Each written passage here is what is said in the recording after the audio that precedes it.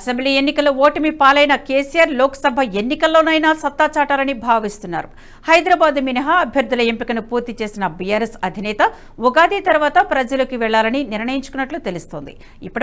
ఇప్పటి వరకు బహిరంగ సభలకు అత్యంత ప్రాధాన్యమిచ్చిన కేసీఆర్ ఈసారి మాత్రం రోడ్ షోలు, కార్నర్ మీటింగ్లో పాల్గొనాలని నిర్ణయించినట్లు తెలిసింది. మొత్తం 17 నియోజకవర్గాలను చుట్టేయాలని కేసీఆర్ భావిస్తున్నారు. ఇందుకోసం తగిన ప్రణాళికలు సిద్ధం చేస్తున్నారు.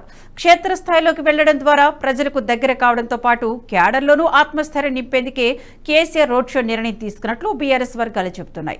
17 లోక్సభ స్థానాలకు గాను 16 స్థానాలకు అభ్యర్థులను ప్రకటించిన కేసీఆర్ హైదరాబాద్ స్థానాన్ని పెండింగ్ లో పెట్టారు. బీసీ సామాజిక వర్గానికి చెందిన శ్రీకాంత్ హైదరాబాద్ అభ్యర్థిగా దాదాపు ఖరారైనప్పటికీ అధికారికంగా ప్రకటించాల్సి ఉంది. ఈ వీడియో మీకు నచ్చినట్టయితే లైక్ చేయండి, 10 మందికి షేర్ చేయండి. అలాగే కామెంట్ల రూపంలో మీ అభిప్రాయాలను మాతో పంచుకోండి. Nationalist hub group of channels ను సబ్స్క్రైబ్ చేసుకుని తెలుగునాట జాతీయవాద జర్నలిజాన్ని ప్రోత్సహించండి. ఈ వీడియో కింద ఉన్న బెల్ ఐకాన్ పై క్లిక్ చేయడం మర్చిపోవద్దు.